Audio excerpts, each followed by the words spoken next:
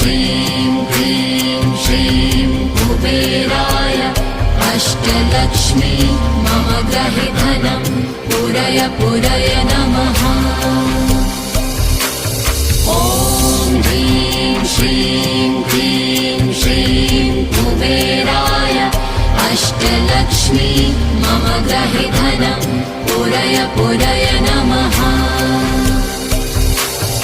ॐ ह्रीं श्रीं क्लीं श्रीं कुबेराय अष्टलक्ष्मी मम गृहे धनं पूरय पूरय नमः।